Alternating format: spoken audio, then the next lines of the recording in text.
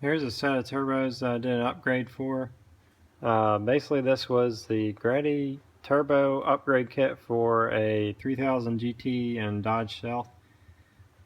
Basically what this turbo was to begin with was a 60-1 compressor wheels, which is 59mm by 76mm. And I just kind of redid them, so I flared the inlets a lot better than it was. Before, the inlets looked just like your generic 20G cover like that.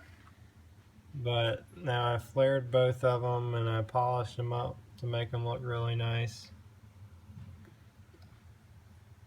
And then I glass beaded the covers. So I'll go ahead and show you the back side of them. Well, here's the underside of them. I blasted and painted them. On the turbine side, originally they come with an SL2 turbine, which is 54mm by 61, but I machined them out for a 9-blade TT06H, which is 58.8 by 67.2mm.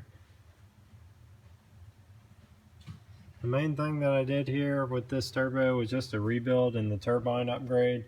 Mainly the reason why we did the turbine upgrade is just to match a closer turbine to the compressor wheel size, because it will actually pick up spool time just based on having a turbine closer to the compressor wheel size, because they're closer in flow rates.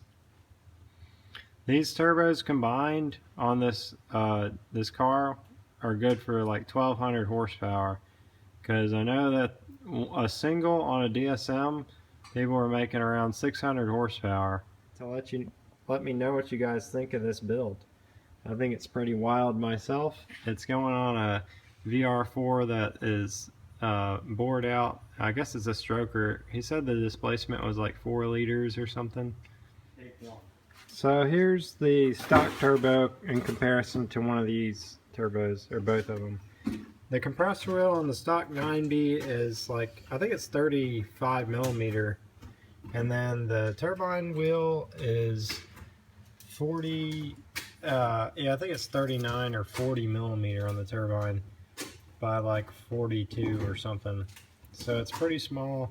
These can actually be upgraded to 19Ts and 20Ts. 20Ts are 47mm.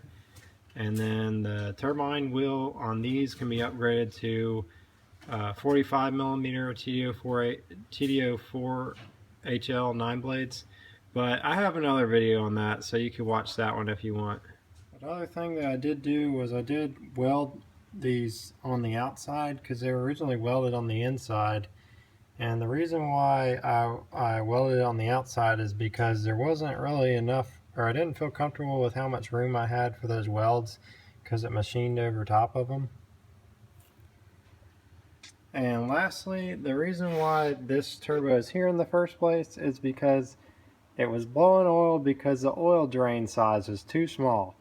On the left and in the middle, you can see two examples of oil drains that are too small that will cause the turbo to blow oil, because the oil cannot drain well enough. So the oil backs up into the cartridge and is forced out the seals.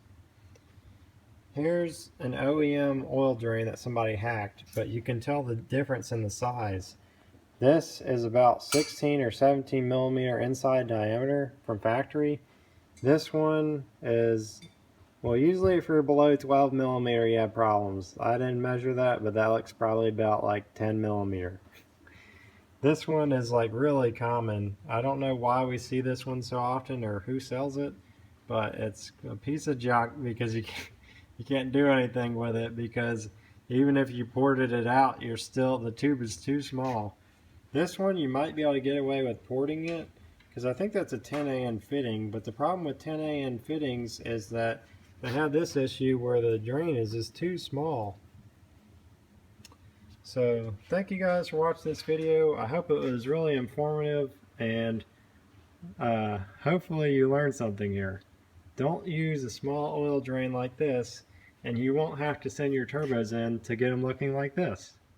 So thanks for watching, and please check out my other videos.